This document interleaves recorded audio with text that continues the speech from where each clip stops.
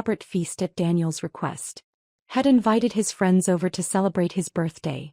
During a game of truth or dare, Susie deliberately lost and chose truth.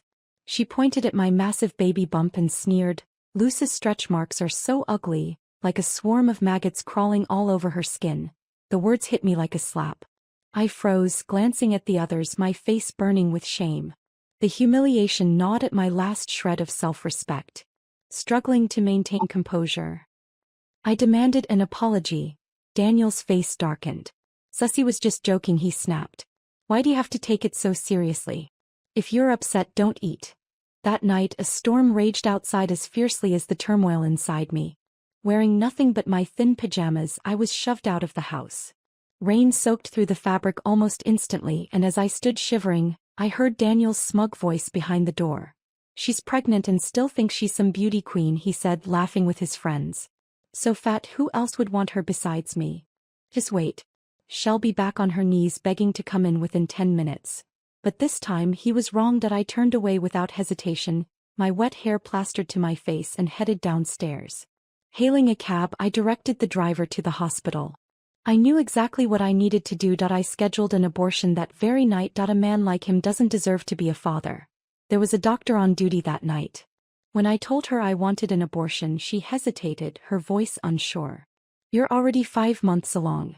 Are you certain you want to go through with this? Does the father know?" "The father is dead," I replied without missing a beat. Her eyes softened with sympathy, though she didn't press further. Given that Daniel had never once accompanied me to a prenatal appointment, and the fact we weren't officially married, she had no reason to doubt me. After confirming my decision multiple times, she scheduled the procedure for 2 days later. By the time I returned home, I had been as cautious as possible, but the torrential rain made it impossible to stay dry. My thin pajamas clung to my skin, drenched and freezing. The wind cut through me like shards of ice. But I barely felt it.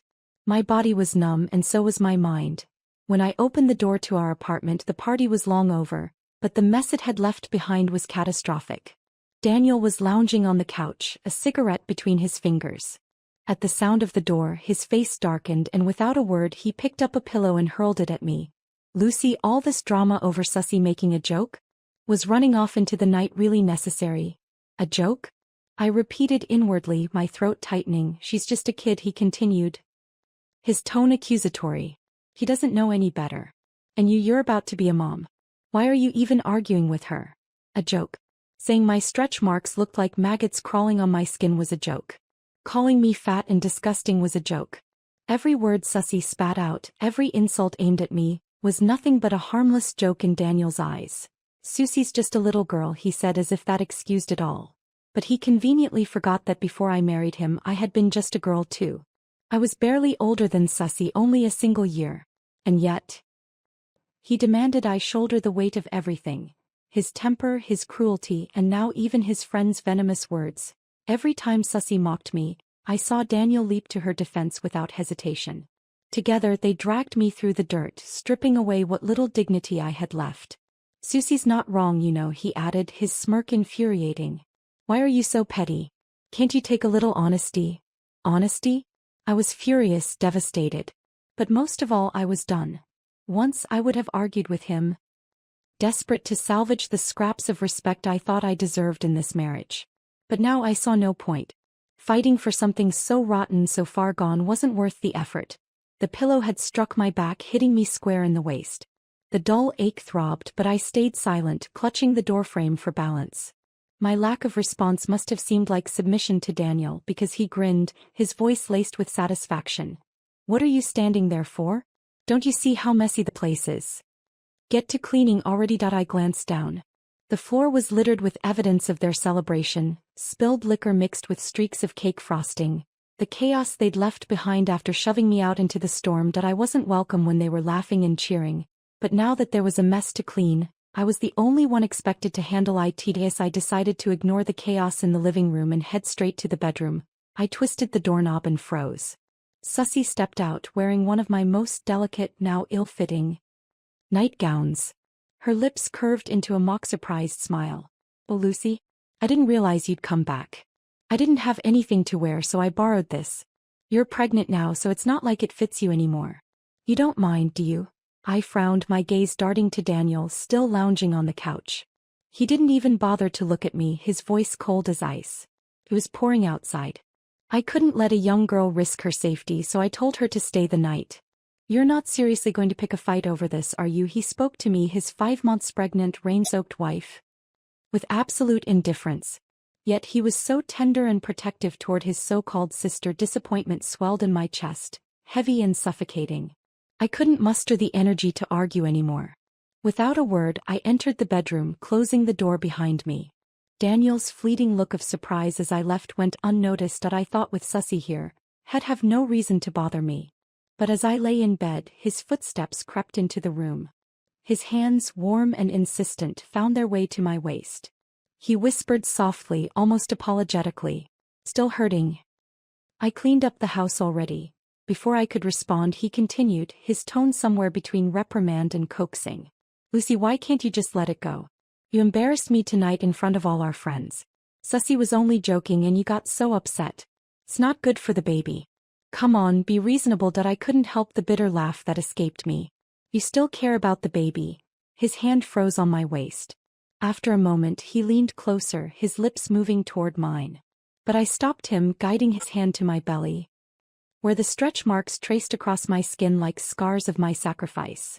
The moment his fingers touched the ridges, he recoiled as if burned. That I saw the flicker of disgust in his eyes before he quickly tried to mask it.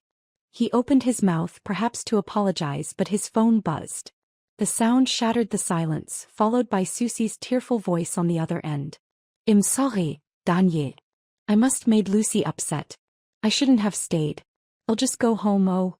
Her voice cut off, replaced by a sharp cry. And then the call disconnected. Daniel's demeanor shifted instantly. Panic overtook him as he grabbed his coat and yanked me out of bed. "If something happens to Susie tonight, I swear I'll never forgive you," he barked, dragging me toward the door. "How is this my fault?" I protested, struggling to free myself. But he didn't care. He shoved me into the car, ignoring my protests and the fact that I was still in my thin, damp pajamas. The cold wind bit into my skin and I couldn't stop shivering or sneezing. Daniel remained oblivious, his focus entirely on the road. The gas pedal pressed firmly to the floor. 10 minutes later, we found her. Susie was sitting on the roadside, her ankle twisted, tears streaming down her face. Daniel leapt out of the car, cradling her as if she were made of glass.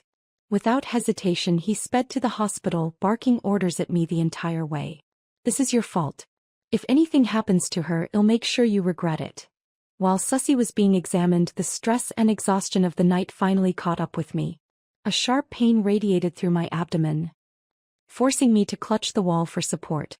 My forehead was slick with sweat as I tried to steady my breathing. Eventually, Daniel noticed me, his expression hardening. "Stop putting on a show. Did you fall too, or are you just trying to steal the spotlight from Susie?" His words stung more than the pain in my stomach. "That I can't believe how selfish you are, Lucy," he spat. "You act so sweet, but deep down you're just bitter and petty." Before I could respond, a doctor walked by, her gaze shifting between the two of us. Her face creased with confusion as she hesitated. "What's your relationship?" she asked, her tone wary. Panic clawed at my chest as I tried to think of an explanation. The doctor's earlier words replayed in my mind. "You said the father was dead." But before I could respond, a sharp cry rang out from the examination room. Susie's voice, full of pain and frailty, called for Daniel. When Daniel turned and disappeared into the room, I let out a bitter laugh to myself. "It's fine," I said softly, turning to the doctor. "That's my brother. He and his wife had a fight tonight." The doctor sighed, her concern evident but restrained. "You've scheduled the procedure, but at this stage of pregnancy, you need to be especially careful. Go home and rest. You don't want anything to happen before the operation." I nodded, watching her walk away, her white coat fluttering as she disappeared down the corridor. The ache in my chest swelled as I stood there alone, wishing I could sink into the ground and disappear. I thought about sitting down to catch my breath. But before I could, Daniel reappeared, grabbing me roughly and dragging me into the hospital room. He pointed at Susie lying dramatically on the bed and barked, "Apologize to her." "What?" I asked, stunned. "Lucy, if you hadn't been so difficult tonight, Susie would have stayed home safe and sound. Now she's been hit by a car, all because of your tantrum." I couldn't help but laugh bitterly at his shameless accusation. This is my fault. Did you not hear the things she said to me tonight? She insulted me. She insulted your child. Or are you too stupid to realize that? It was the first time in 5 years that ID looked at him with such cold disdain. Daniel's face twisted with anger, his eyes bloodshot. He opened his mouth to retort, but Susie interrupted, her voice trembling with practiced sorrow. I'm sorry, it's all my fault. I was only trying to lighten the mood. I didn't mean to upset Lucy. Please don't fight because of me. I'll quit my job and leave the city once I'm better. You'll never have to see me again. Tears streamed down her face as she delivered her martyr act. Daniel's jaw clenched. His voice low and furious. I'm only going to say this one more time, Lucy. Apologize to her. Stop holding grudges against a young girl. I've told you this 1,000 times before. That I stared at him, unflinching, my expression as icy as my resolve. Without a word, I turned and walked out of the room behind me. His furious voice echoed down the hallway. If you leave now, don't bother coming back. Lucy, you'll come crawling back with the baby soon enough. Tears blurred my vision as I hurried through the hospital's corridors. Ignoring the curious stares of strangers, the rain outside was still relentless, soaking through my thin clothes in moments. The hospital was in a remote area, and despite waiting for what felt like an eternity, I couldn't hail a cab. Somehow my baby seemed to sense my struggle, settling quietly in my belly for the first time all night. The stillness was oddly comforting. When the rain finally eased, I walked 3 miles to the nearest hotel, arriving soaked, exhausted, and utterly drained. It was 4 in the morning by the time I finally laid down. Unable to sleep, I opened my phone and checked Susie's social media. As expected, she had just posted something new. The photo showed Daniel's hands massaging her swollen ankle with the caption, "Sweet words mean nothing compared to tender actions. The one who loves you never complains about the effort. Thank you." The post had already garnered numerous likes, mostly from Daniel's friends, the same people who never respected me but doted on Susie. It wasn't hard to imagine Daniel's role in this dynamic, the things he must have told them about me over the years. He must have painted me as the nagging, undeserving wife, and they had readily believed him. Just as I was about to close the app, a string of comments popped up that I thought someone once said he'd never lift a finger for a woman. Looks like Susie changed that. Must be her princess charm. Each comment was like a dagger, reminding me how cheap and pathetic my role in this relationship had become. 5 years together, and we'd never even filed for marriage. I was 5 months pregnant and he treated me like a burden. Of course he didn't treasure me. Why would he? I let out a hollow laugh, closing the app and finally letting exhaustion pull me under. For the first time in years, I turned off my phone completely before falling asleep. When I woke up at noon, I saw his flood of messages. You didn't come home? Where the hell are you?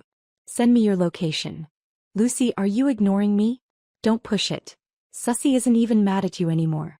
She even wants to take you to the movies. Take this chance to apologize and let it go. Stop being so difficult. His tone was as condescending as ever, as though he were offering me some grand mercy. I rubbed my temples, exhausted even after hours of sleep. It was time to end this farce. Without hesitation, I sent him my hotel address. It was time to lay everything bare. The car pulled up in front of the hotel and the passenger side window rolled down. Daniel's eyes swept over me, his expression immediately darkening with displeasure. You went out in a bathrobe? Are you trying to make yourself look pitiful? He scoffed. Susie spent the whole night defending you and now you're starting trouble again. I didn't have the energy to argue anymore. These last few days had drained me completely. The nightgown got soaked in the rain yesterday. What else was I supposed to wear? The retort caught in his throat and he fell silent. Seeing this, Susie smiled sweetly, her eyes glinting with feigned innocence. I told you Lucy's not that bad. This must all be a misunderstanding. Let's clear it up. Oh, and Daniel brought me a jacket earlier. Why don't you try it on? It might fit you for now. I forced a smile, my expression cold. No need. You've worn it already. And I don't like wearing dirty clothes. Her smile faltered for a split second before she recovered, staying firmly in the front seat. With no intention of moving, I climbed into the back without a word.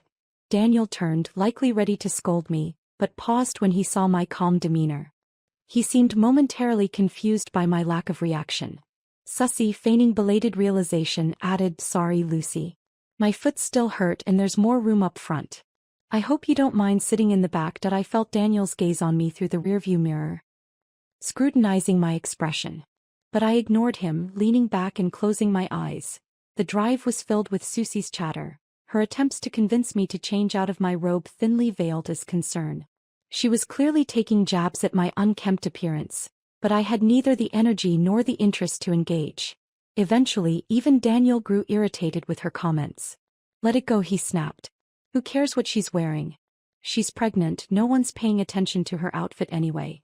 His dismissive tone gave Susie reason to smirk, her eyes flashing triumphantly.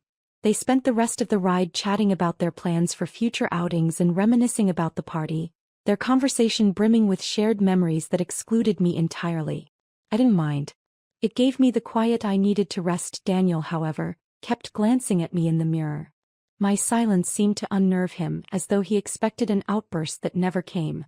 When we arrived at the theater, he turned to me, his voice softer but still commanding. "Stay close to me inside. The theater's dark, hold on to me if you need to." I almost laughed at the irony. Thanks to Susie, I was getting one last chance to sit beside him for a farewell movie. As we entered, Susie tugged Daniel's arm and pulled him far ahead of me, her excitement palpable. Once again I found myself alone, wandering through the rows until I located my seat. When I sat down, I saw Daniel at the far end twisting a bottle cap for Susie under the dim lights. When he noticed me, a flicker of guilt crossed his face.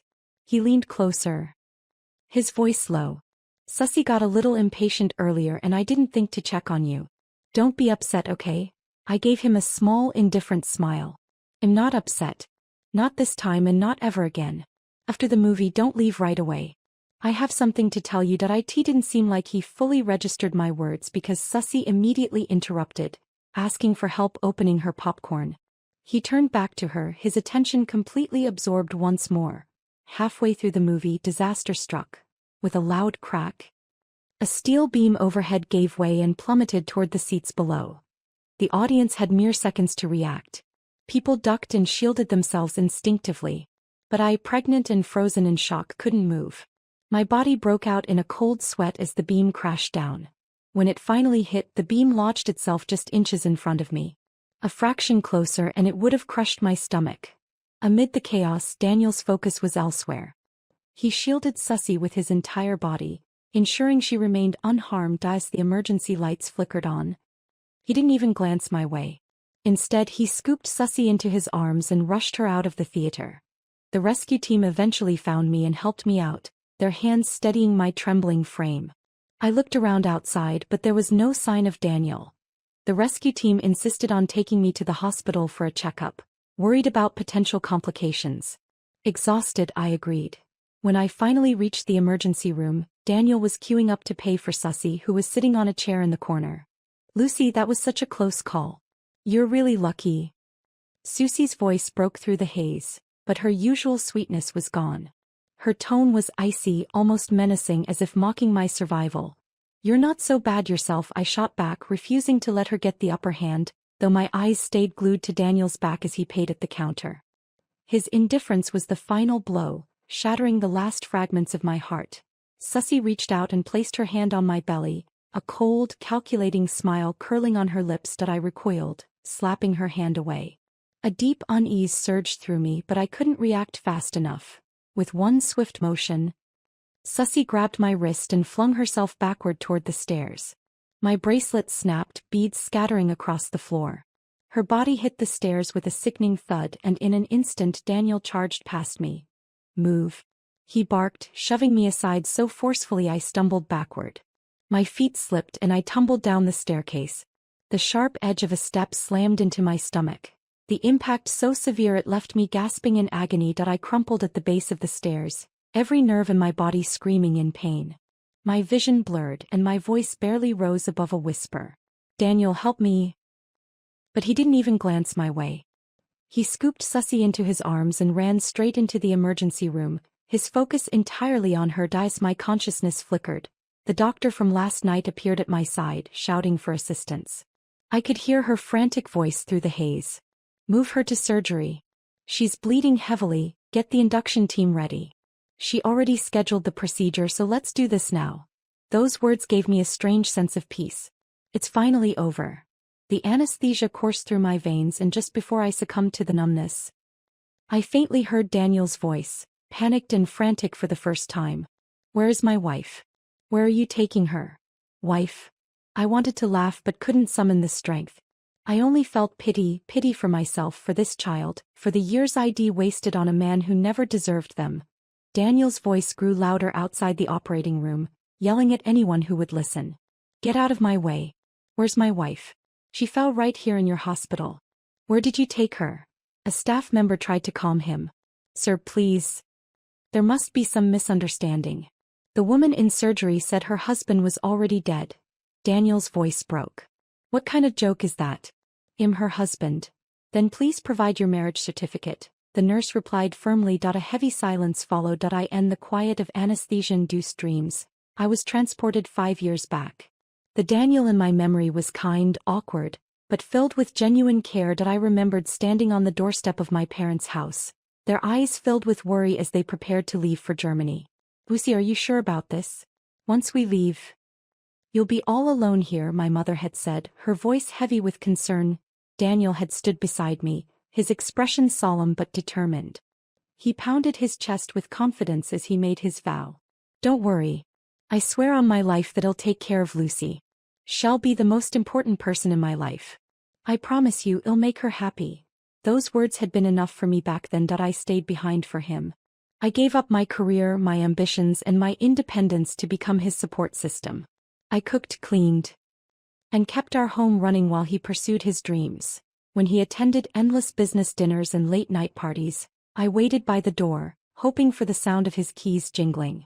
When times were tough, I survived on instant oatmeal for months to save money for his startup. And through it all, I sent fake photos of a perfect life to my parents in Germany to ease their worries.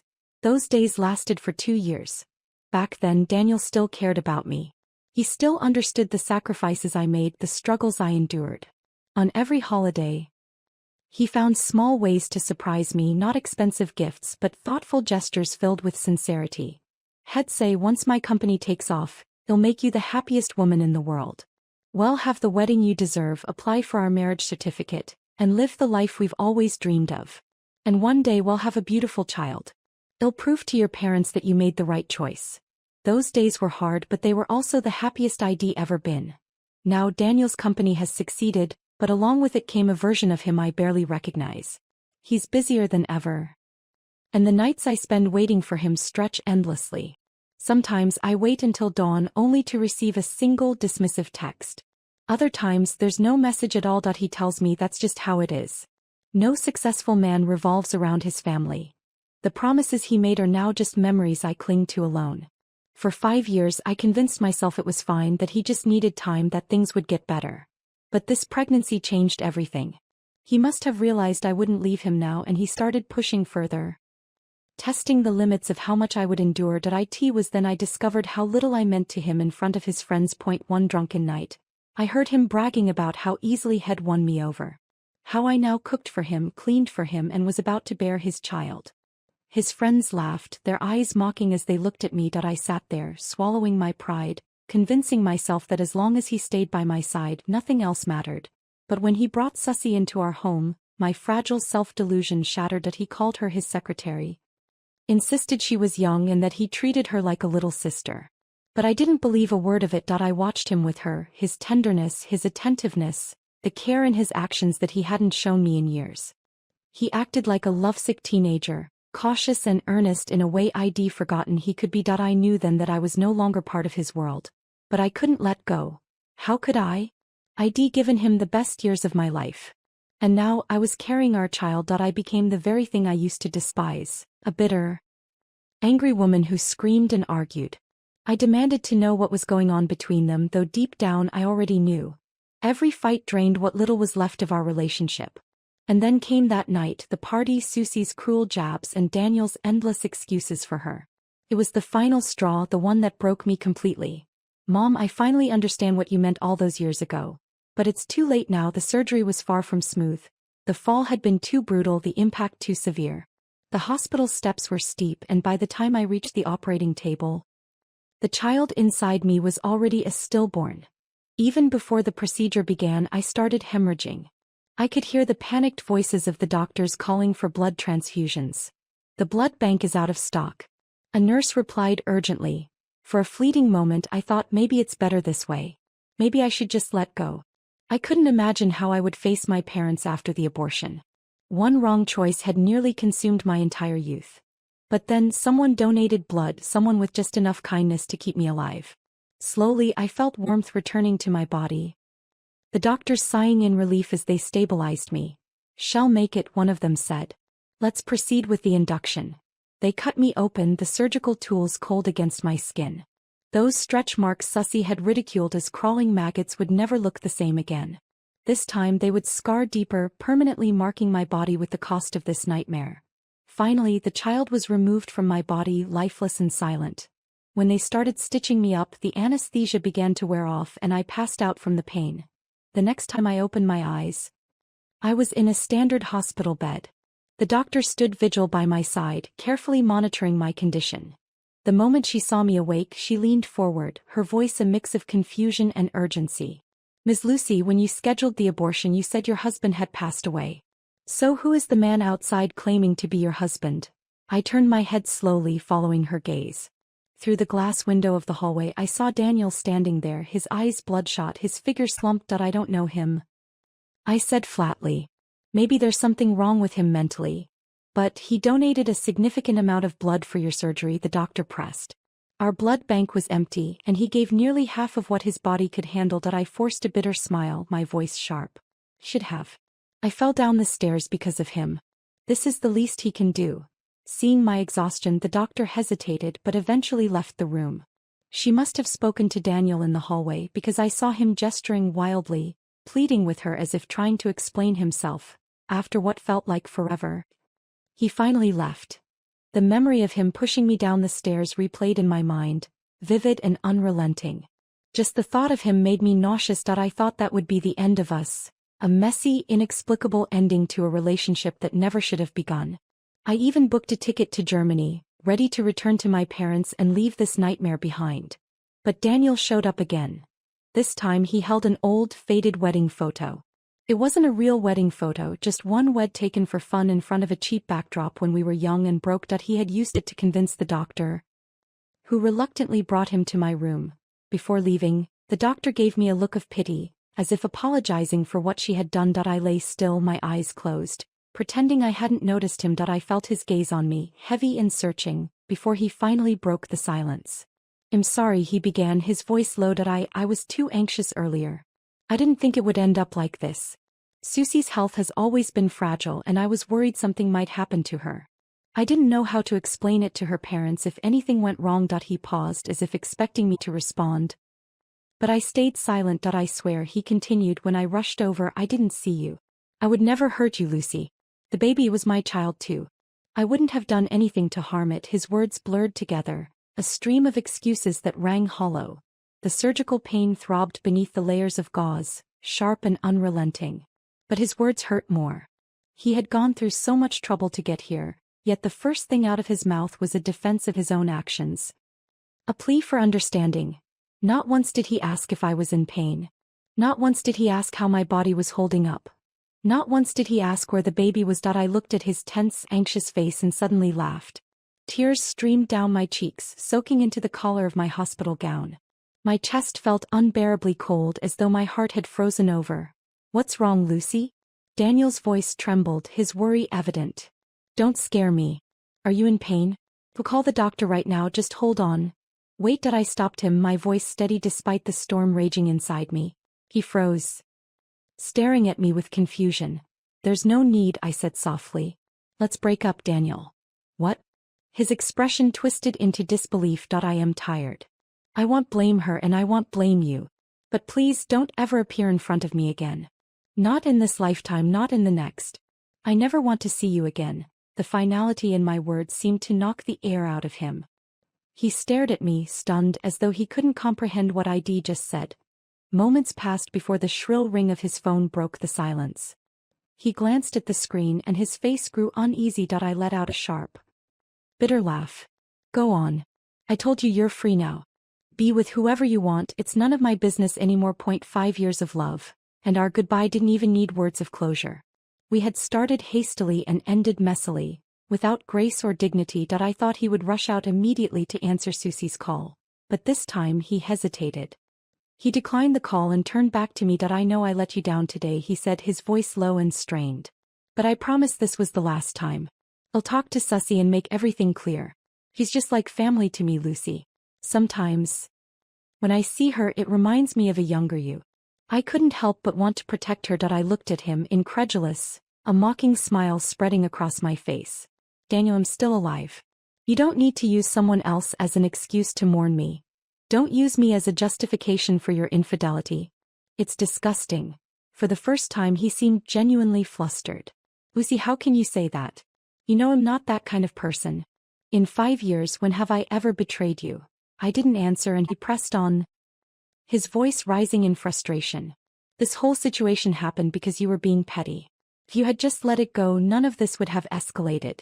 I didn't want things to turn out like this, Lucy. I had never felt this exhausted. His words washed over me like dirty water, accusations that I didn't even care to refute. Think whatever you want, I said, my tone flat. If you believe a mother being insulted doesn't deserve to react, if you think I'd stoop so low as to harm someone else, then fine. Take this as your opportunity. Let's end it. His face twisted in disbelief, his lips parting as if to argue, but the phone rang again. This time he didn't hesitate. He shot me a disappointed look, then left without another word. The moment he was gone, I pulled out my phone and texted my parents. I'll come to Germany in 2 weeks. This time, I'm not coming back. It didn't take long for my mother to respond. She must have sensed something was wrong because her reply was almost immediate, followed by a phone call. I stared at the screen, tears welling up again. I couldn't answer. If I did, she would hear the pain in my voice, see through the weak lies I had been telling her for years. The phone rang and rang, cutting off only to start again. After several attempts, my mother finally stopped calling. Taking a deep breath, I sent her another text. I was eating when you called. Sorry I didn't answer. I just miss you and Dad. I think it's time I spent more time with family. You were right about Daniel. We're not right for each other. I should have listened to you. Her reply came quickly, confirming the details of my arrival. She promised they'd pick me up at the airport. For the first time in what felt like forever, warmth spread through my chest. The sterile, lonely hospital room didn't feel as suffocating anymore. The nurse came in to change my bandages, glancing at me hesitantly. Miss, who is that man outside? He showed us a wedding photo, but he's been in another woman's room all day taking care of her. I gave a faint smile, my voice dry and brittle. It's just an old photo from when I modeled. Don't take it seriously. We're just co-workers. As soon as the words left my mouth, I froze. When had I become like this? When had I started spinning lies so effortlessly? The old me would have despised this version of myself, bitter, broken, and dishonest. But here I was, clinging to my last scraps of pride, weaving falsehoods just to avoid anyone's pity. The nurse left quietly, and I lay there staring at the ceiling, feeling emptier than ever that night as I rested alone in the dimly lit hospital room. I thought I heard Daniel arguing with the doctor outside. My wife lost our child in your hospital. You need to take responsibility. He snapped, his tone sharp and relentless. Where were your nurses? Why didn't anyone notice sooner? My child could have been saved, and now my wife nearly died. This is on you. The doctor, clearly losing patience, replied coldly. Sir, please calm down. Lucy had scheduled the induction 2 days prior. Even without the fall, the baby couldn't have been saved. There was a pause, then the doctor continued with an edge in their voice. Also, when your wife fell, our staff witnessed someone pulling her toward the stairs. If you don't believe me, you're welcome to call the police and review the surveillance footage. The sound of a door opening startled me, and through the faint light I saw Daniel enter the room. His face was tense, his eyes shadowed with a mix of emotions I couldn't decipher. I shifted uncomfortably in bed, furrowing my brow. Without a word, he walked over, adjusting the blanket around me and carefully drawing the curtains shut. He lingered for a moment before murmuring, almost inaudibly, I'm sorry. The apology was so faint, carried away by the night breeze, that I wasn't even sure I'd heard it. The next morning when I opened my eyes, Daniel was gone. The only trace of him was the insulated container of steaming porridge left by my bedside. I asked the nurse to throw it away and ordered breakfast from the hospital cafeteria instead. She hesitated, her gaze flickering with something unspoken, before finally blurting out, "You probably don't know yet, do you? That man, he reported someone to the police first thing this morning." I looked up from my meal, unfazed. "Who did he report?" "The person who tried to push you down the stairs, of course," she said. Curious, I unlocked my phone and opened the news. Sure enough, a photo of Susie, her face twisted in rage, had made headlines. The reports detailed how her actions had been caught on camera, and her attempt to feign innocence had collapsed under the weight of evidence. The comments section buzzed with speculation about the case, with many condemning her as a murderer and predicting a hefty prison sentence. But as I read, I felt nothing. Even if Susie were convicted and locked away for years, it wouldn't bring back my child. It wouldn't erase the trauma of that night. There was a vast difference between choosing to terminate a pregnancy and being violently forced into it. That day I hadn't truly wanted the abortion. I'd been driven to the decision out of anger, Daniel's favoritism, his cold indifference. It had been a desperate cry for some semblance of control. But now none of it mattered. The nurse, sensing my silence, seemed uncomfortable. She muttered a quick goodbye and left, leaving my breakfast on the table. I ate slowly, mechanically. Before setting the tray aside, Daniel returned later in the day, rushing into the room as if he had something urgent to say. But when he saw me, his words faltered. Without speaking, he sank into the chair beside my bed and stayed there in silence. It was as though we'd entered into an unspoken agreement. He wouldn't bring up what had happened, and I wouldn't ask. The silence between us wasn't awkward, but it wasn't comforting either. It was the kind of quiet that settled over a once familiar bond that had unraveled beyond repair. Throughout the night, my phone vibrated relentlessly with Daniel's apologies. Message after message filled the screen, but I had no desire to read them. By dawn, I heard the door close as he left for work. I got out of bed, washed up, and called a cab to take me to the airport. There was nothing else to say, nothing else to do. I left behind a single note: "Never see me again. This is the end for us." The apartment we had lived in, the home he had bought after his business took off, wasn't tied to me in any way. Leaving it behind was surprisingly easy. Letting go of this relationship, this man, was far simpler than I'd expected. Maybe it was because I'd already experienced too many moments of disappointment. Each one had chipped away at my love, piece by piece, until there was nothing left to salvage. Now I'd done everything I could. There was no regret, no lingering doubt. I had given him my all, and that was enough. As the plane took off, I looked out at the clouds and silently said goodbye to the person I used to be. From this moment on, I promised myself I would rebuild my life. Every day from now would be better than the last. And I knew deep in my heart that it would be. And that's my story. If you've made it this far, thank you. I hope my journey inspires you, even just a little. If you have thoughts to share, leave a comment below. And if you enjoyed this story, don't forget to like and subscribe. There are still many more inspiring stories like mine for women like us.